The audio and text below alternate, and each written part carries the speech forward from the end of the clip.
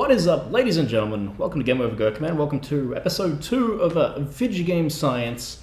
Something a little bit different today. I'm going to be rejigging my home theater setup, or not so much a home theater setup, but my recording setup, basically, to accommodate the way I have to have things set up at the moment, because as you can tell from this frame, I no longer have a television. It makes recording Let's Plays a little tricky. If you saw the previous episode, you'll know that I actually have everything running through my Wacom Cintiq at the moment, and I got it all working, and I found some new solutions, new interesting solutions, particularly for the audio, which I didn't have in that particular episode. So you can see there's a bit of a mess behind me. For this, I'm going to be filming this as like a time lapse as I put it all together, and then I'll talk about what I did afterwards.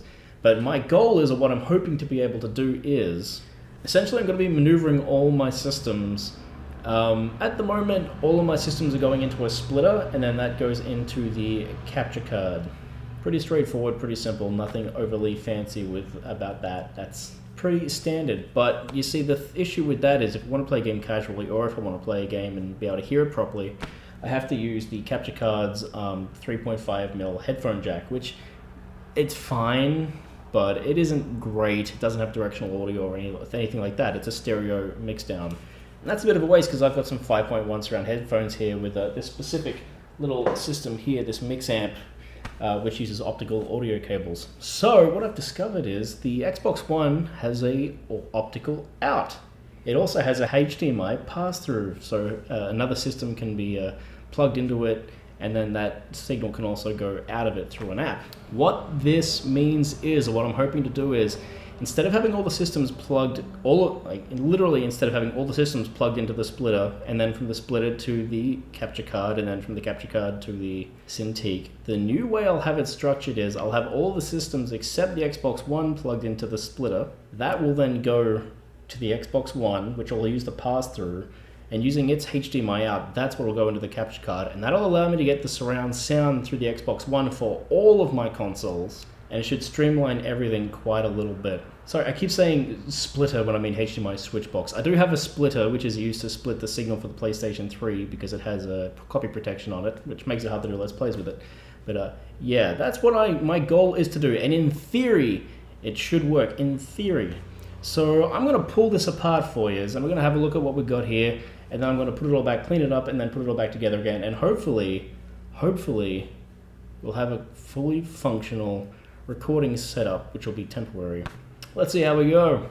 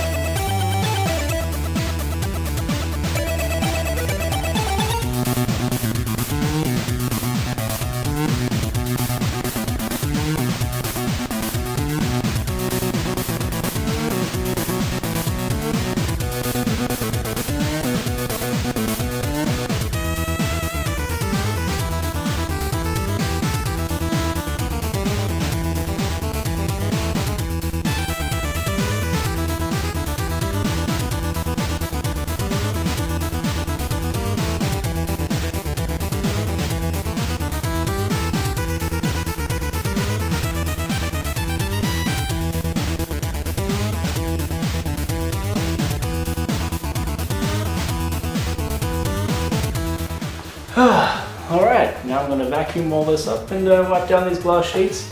Don't want to go through the consoles I have remaining one by one with you, and then the little gadgets that make the recording process itself a little easier and a little cleaner. Alright, so as I said, I'm going to go through what I actually have here in terms of setting up and everything, before I go and reinstall it all and make sure that my new scheme involving the Xbox One is actually going to work. So I'm going to go through chronological order in terms of like how long I've had it, and I guess that means first would be this PS3 Slim. It's the first generation of PS Slim, not the second. I got this when I was living in Brisbane in Australia, so it's quite old now. It's probably at least 6 or 7 years old. aside from sounding like a jet engine because of the amount of dust that's inside it that I haven't had a chance to get into yet, it's still works perfectly fine. Nothing fancy about it. It's just a PS3 Slim. But since it's the first thing it's the oldest thing that I have here with me, I thought I'd point it out first. Nothing fancy. Next up, we have the Nintendo Wii U. This is the second oldest system I have with me. I was there at midnight launch for this system. I wasn't actually excited about it. I bought the Nintendo Wii on launch night, and the only systems I've ever picked up on the day they came out were Nintendo systems. But I've never actually been excited about a Nintendo system. I remember when the Wii came out, I was actually more excited about playing Twilight Princess than I was the actual system itself. I picked up the Wii U on the day it came out. There was 3 of us at the EB I went to, and it was quite a big EB. 3 people were there to pick up midnight pre-orders, which tells you something. I distinctly remember actually that night spending most of the night enjoying Halo 4 and not even being really that bothered. It was more of a formality. So, yeah, I've had this since launch. I literally own maybe 7 or 8 games for it. That's all I've bought since I've bought it. So in its 4-year lifespan, I've bought maybe 8 games. This year I finished Tropical Freeze and Pikmin 3. But I mean, like, I have other Wii U games that I've never even touched. I mainly use this, or I have mainly used this in the past for capturing Wii footage, actually, for the Wii games I reviewed over on Tattletale Gaming. That's mainly what it's been used for. I mean, yeah, literally the only games that I've played through 3 games on this in its entirety this year. 1 was a Wii game and the other 2 were Wii U games.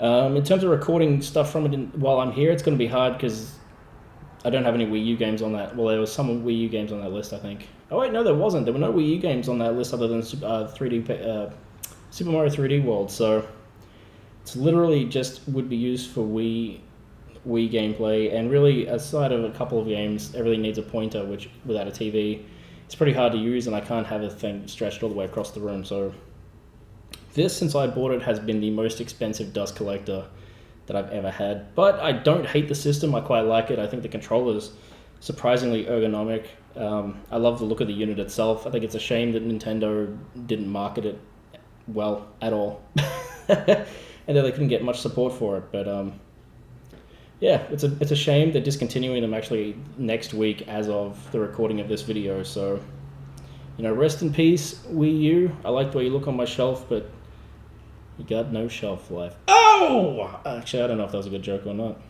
Next up, we have what could possibly be my favorite console of all time. I've never liked the look of it, and I have a lot of problems with it, but the Xbox 360 has given me so many good games during the last generation. A lot of them came to the PS3 as well, but considering the first 3 or 4 years, the Xbox 360 had the much better ports of the multiplats. I love the controller for it, to be honest, although now I do prefer the Xbox One controller.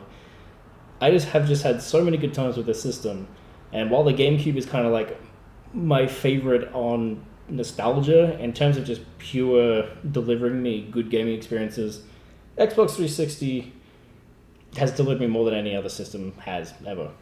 So, this is the first console I got when I got here, but I actually got one of these systems on the day they came out too. This is my 5th Xbox 360. I've had several red rings back with the Generation 1 ones.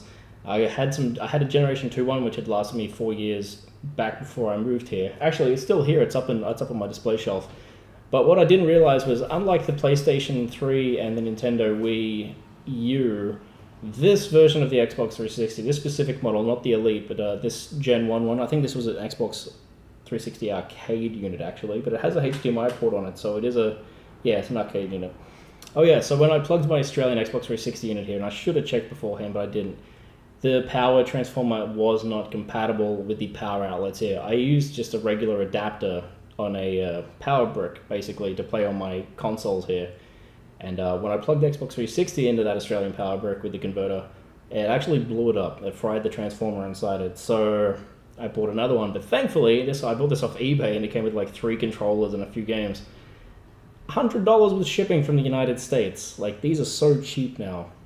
If you've never had an Xbox 360 and you want something that has like an incredible library, I wouldn't pick up this model specifically. I'd be more likely to pick up an arcade unit, but pick up an Xbox 360 because it's just, the library of games for it is so huge, and they're all so cheap now. So yeah, this is the second last, was the first unit I got when I moved here, and it's the second last unit that I'll have set up. Last but not least, my only current gen system is the Xbox One. Interesting, I don't mind this system. I hate this version of it. I think it's very ugly. And when I get back to Australia, I'm going to buy an Xbox One S because this has the same power issues in Australia that my Xbox 360 did when I moved here. So that's why I'm doing that. But anyway, I don't dislike this system. I don't dislike the PlayStation 4 either. I think they're both okay. Neither of them have really done a lot for me. I haven't really played a lot of current gen games. I'm only just starting to get into them now, which is, 3 years in. So there hasn't really been anything for the system that I've had to run out and buy until recently with Dark Souls 3 and Doom, and I was like, alright, this is it. I gotta get some stuff. So I do have a handful of games for this, but I don't have that many. But the more interesting thing is the story behind how I got it. So I was working at a warehouse that sold outlet stuff. They got a lot of damaged goods from places like Costco and places like that. Anyway, one day an Xbox One just turned up in its box complete, and we didn't know anything about its history. We just know that we received it and it had the Kinect and everything, which I've never even plugged in. It was all sitting there, and I asked if I could have it and pay it back in installments, and the boss agreed, and then not long after that I left and completely forgot about it. So I didn't really pay for it, but it is incredibly faulty and has been giving me all kinds of grief. It does work sometimes, which is the issue with it. And the main issue I have with this is this particular unit's disk drive is a bit fucked. So sometimes you'll put a disk in there and it won't authenticate, so your games won't start. It'll install them fine and everything once it's going, but it won't authenticate games when you swap disks and you have to do a bunch of fudging around. I know it's a hardware issue because it's obviously gone through all the software updates and everything through Xbox Live, and it's still faulty. So that would explain why Costco sent it to where I worked. So really, I shouldn't have had to have paid for it because it's a faulty unit that works maybe half the time. So I don't feel bad about it. But yes, what is key here? This is the key to all of this, as George Lucas would say. If I can get this working, this will be the key to the new setup. And I'll explain why. Alright, so here's the back of the system. There's probably going to be a bit of noise because my microphone's sitting on the table. And you will see, even though you're all the way out there, there's a HDMI out and an optical out. There's a HDMI in. A lot of people complained about this stuff when this system first came out because Microsoft were pushing it as basically an entertainment piece, an entertainment unit more than a game console. And I wasn't happy about that at the time either, but now I'm in a situation where this is the best fucking news because the PlayStation 4 can't do this. This is great. So basically, I have some other little pieces of hardware I'll be showing off after this, but basically they will all be getting plugged into this HDMI in switch, which is on the Xbox One. And then instead of having everything go from my switch box to my capture card, everything's going to come out of the Xbox One into the capture card directly. And what that means is, because it has an optical on the side, I can use my surround sound headphones, which is very important to me because playing without surround sound at this day and age, especially shooters, is brutally difficult and it's not fun. So, in theory, I should be able to plug in all my consoles into the Xbox One, and then when I want to record footage from those or just play them for fun, I can just run the TV app on the Xbox One and that'll just feed through the video and the audio in surround without having to worry about the capture card and all that stuff. I can bypass all of that, which will make my setup far more streamlined and easier to manage. So, that's the theory about what's going to happen. Whether or not it works is what we're going to find out after I'm done filming this. Oh, and if you're wondering what I'm going to do with the Xbox One before I leave, I was thinking about selling it, same with the Xbox 360 and stuff, but instead what I'm going to do is I'm going to trade them into eBay, and I'm going to grab as many Xbox One games as I can with the trade-in value as possible, because the Xbox One is completely region-free, so when I buy a new one in Australia, I'll have a whole slew of new games, which would be brilliant. It won't cost me a cent, and it's less stuff to ship back home. It's a win-win. Alright, now we're on to the serious stuff. This is the tech stuff. This is the stuff that some of you might find interesting. So first of all, I'm going to pull the power plug out of it, because that's not very interesting. Ooh, there's like blue tack on the bottom of it. That's a little gross, covered in hair and stuff. You don't even want to know how much hair. Well, I guess you could sort of see in the video, but there was so much hair underneath that entertainment unit. Oh god.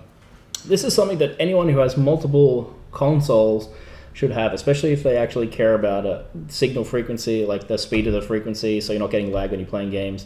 And just like a proper quality unit. This is one of the first things I bought when I moved here, specifically for Let's Playing, because I have so many consoles and swapping out HDMI cables is a pain in the bum. So this is a Kinovo, sorry, I always pronounce that wrong. I've always thought it was Kinovo, but yeah, it's Kinovo. A Kinovo switch box. So this has 5 HDMI ins and then 1 HDMI output. So basically just plug all your consoles into here. You have one output that goes to whatever you want to plug it into next. So in terms of this setup, I'm going to be having the Xbox 360, the PlayStation 3, and the Wii U, because there is a Wii U game I'll be recording, or a Wii game I'll be recording that doesn't require the sensor bar. So I'll have those three systems plugged into this, and basically whenever you change the signal that's going into it, like if you turn on one console, it'll automatically swap from whatever current line in is going into whatever the new one is. And if you want to change it back, there's either a little button you can press on the front here, just says mode, or there's also a remote control for it. So this is a really, really cool system. I think it was like it might have been less than that, it might have been $75 on a sale. They have newer models now, but this older model is still perfectly fine. There is zero lag using this, which is obviously incredibly important. So if you have multiple consoles and you're wondering about an easy way to manage them all so you don't have to do so much messing around, this is definitely a fantastic option, and definitely game recording friendly. Now, everything's going to go from that Switch box into my Xbox One, but where do things go from the Xbox One? You heard me talking about a splitter earlier. And the splitter is a very, very important tool. It allows for two things. So this is my splitter here. It's despite looking like a cheap Chinese one, it's only it's a moderately priced Chinese one. There is a difference. This is actually quite a hefty unit. It does require power because HDMI is a very strong signal, but it serves two purposes. So first of all, and possibly the most important one, is when you're recording, and especially when I do, when everything is going through multiple systems, you can't have lag. You can't play games if you're pressing a button, then there's even a quarter of a second difference, a quarter of a second between when you press the button and when something happens on the screen. That's enough to make a game unplayable, in my opinion. So you can't have that. And the capture card would be adding in like an extra step if I was to use the video out on the capture card. So instead of that, I use this splitter box. So basically the signal comes into here, which, it's pretty straightforward. And then it turns it into two distinct signals. They're both exactly the same with the same information, but they come out of here. And so one of these will go to the capture card and to the computer, and the other one will go directly to the screen. And that way, the signal that each one's getting, because it's not going through the capture card, I'm getting zero lag with my picture, so games play just as they should. And that's the first function of this, and that's obviously a pretty important one. The other one that's more interesting is the PlayStation 3, and this is something the PlayStation 4 doesn't actually have. The PlayStation 3 has a TCHP copy protection, I believe is what it's called. It's something HP copy protection. Anyway, it was originally put on there to protect people from being able to rip Blu-rays. Didn't do a good job, obviously, because anyone with a computer could do it, but it meant you couldn't plug a capture card into a PlayStation 3 and then capture the Blu-ray that way. There is a way around that, though. That signal won't make its way through one of these. So once again, when the PlayStation 3 signal comes through here, once it hits this splitter and one of it goes to the capture card and the other one goes to the TV, that copy protection actually gets confused and it gets stuck in this box and it doesn't make its way out. Otherwise, and I discovered this, when you plug your PlayStation 3 into a capture card, it'll run fine on the main menu and everything, but when you start a game, it actually comes up with the display saying, hey, you can't record this. You can't interpret the signal, and that's the copy protection. So yeah, this bypasses that completely. These aren't overly expensive, and really the only reason you should have one is because you're going through multiple systems in order to get before the signal gets to your screen, or because you have a PlayStation 3. Otherwise, they're not really necessary. It's just kind of a means to an end. Now, last but not least, after this, I'm going to get back to putting this whole thing together and making sure it actually works, which, God, please work. These are my Astro surround sound headphones. I got these on eBay. These are the wired versions. You can get wireless ones, and they're about $400. I think these are still $250 brand new. I paid $180 from secondhand. They're a little grubby, but I cleaned them up, so that was fine. I love these. I would like to get a new one because this one has a couple of little issues with it. It is secondhand, as I said, and I don't think its previous owner took as good a care of it as they could. It has certain dead zones with the volume dial where the signal gets scrambled, which is kind of frustrating. But there's a secondary volume dial on the actual headphone lead itself, so you can kind of negate that. Basically, why this is so much better than the setup I had in my last video is because of this cable. This is an optical audio lead. This is the exact same audio quality as what you get over HDMI, but through its own standalone cable, and it sends 5.1 and 7.1 surround sound signals. Now, these being surround sound headphones, it makes a lot more sense for me to have this plugged into a surround sound source through one of these than it does through a 3.5mm headphone jack, which I was doing with the capture card. The only reason I worked out I could do this was because of the Xbox One's audio and video pass-through, which is why I'm going to rejig the whole way my setup works. So yeah, these headphones, if you can get these for around the same price I did, you won't regret them. You'd need to have an optical or coaxial port, so if you're using a television, if it has one of these out. I was using a $14,000 home theater system when I bought these, because I was working in a home theater and I could get all that stuff at cost price, so it didn't cost me that much, but that was its retail value. And when I bought these, which cost me $180, I stopped using it entirely, because having these on my ears, they're comfortable, the sound quality and bass levels are just, they're spot on. And I literally just stopped using the home theater because it was actually more convenient just to have these headphones on, especially considering how long the actual headphone leads are. So I can't say enough good things about these headphones. I wouldn't use them if I was animating or doing video editing or anything like that on a PC, but purely for gaming, it's absolutely fantastic. Or if your PC has an optical out, it's obviously be great for that too.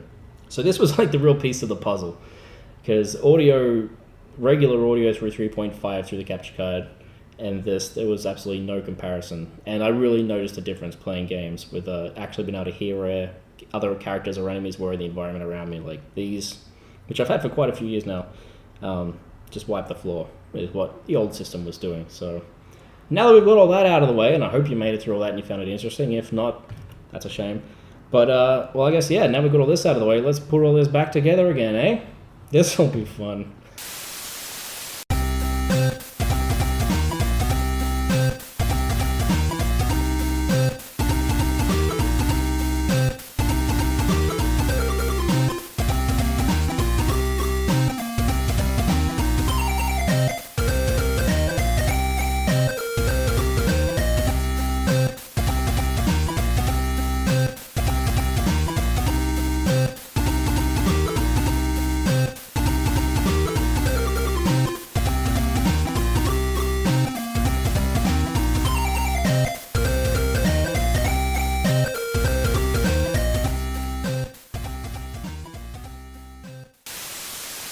Okay, first of all, I just like to apologize for the lighting. Basically, I've got the lights dimmed to make what's happening on the screen more apparent, not just to me, but to you guys. You don't want glare on the screen. It's gonna make things shit. So basically, everything's set up. It's not the neatest setup. All the cables are like on display on the floor, and I hate that. Like, you have no idea how much I hate seeing cables on the floor. But if this works, and we're going to start with the Xbox One on its own to see if that works, and then we'll try running another system through the Xbox One. This is going to be the most practical and simple way of capturing game footage that's possible with my current Cintiq gaming setup, which, once again, is convoluted and still requires a bunch of adapters and stuff that you might remember from my previous video, but it'll be better than it was. So let's start by turning on the Xbox One and seeing what happens. If it does turn on. And it is. Okay, so we've got power, that's not an issue. Now we just wait for the video to come through on here. Well, got sound, and we've got picture, that's fantastic, that's a good start. Yep, headphones are working, so the audio is working fine, and the picture through the Cintiq through the new setup works. That's very important, but what's more important is whether or not other games systems will run through it. So I'm going to wait for the Xbox One to boot up, and while that's happening, I'm going to plug a controller into I'll do the PlayStation 3, and we'll try Resident Evil 4 through this because of the copy protection, make sure all that's working. And if it is, then this has been a great success and a great Gurkhaman Vidja game science. But let's not count our chickens before they hatch. Okay, so now I've got my PlayStation 3. I'm going to turn that on. It's fine, no worries there. Didn't expect there to be any issues turning on the PS3. What is new is I've never used the streaming app on the Cintiq, through the Xbox One. So I'm gonna go looking for that, and we'll let's see what happens, and if we can find it, and if we can, how it goes. All right. Well, it looks like I have a PlayStation 3 update waiting for me on my Xbox here.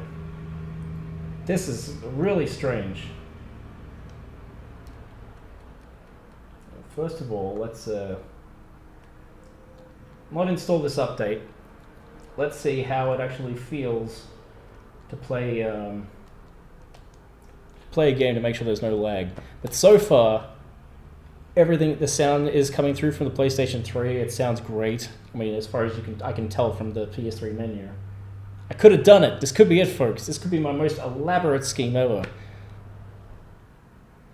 Alright, so I'm just going to try a quick round of Mercenaries to see how that feels, and then I'll say whether or not this was whether or not this worked. It sounds great, and it's kind of weird. Like playing the Xbox One on the Cintiq kind of was a little bit weird, but because it's Windows 10 based OS, it wasn't that strange. But now going to this feels kind of weird. Hey, buddy. Yeah, that's what I'm talking about. So good. I don't know. I'm not noticing any lag, any discernible lag at least. There might be like a fraction, but whatever's there, it's not. I can't feel it. All right. Well, I think I can call this a screaming success. All the consoles are plugged into the same box. So if the PlayStation 3 works, they all will. There we go. I'm getting surround sound through the Xbox One from my main consoles. Playing on a Cintiq. Let's Play and everything will be much easier now. It looks cleaner aside from the big massive cables on the floor. I couldn't be happy with how this has turned out, and this will definitely serve me well until April. There might be a small video up before then, which I'm looking at selling my Cintiq and replacing it with a 13-inch just because this is too expensive to ship back home. Even though I brought it here with me, I don't have the money to take it back. So I'm looking at getting a smaller Cintiq, which will be weird playing games on a screen the size of my laptop. But anyway, for now, this is it. This is the last planned episode of Vidja Game Science for a little while until I get the Cintiq anyway. So until then, thanks for watching. I hope you enjoyed this video. I know it was a bit long, but geez, this took me hours to clean all this up even without the video. So thank you very much for your time, and I hope you have a fantastic day. I'll catch you guys next time. Peace out. Have a good one.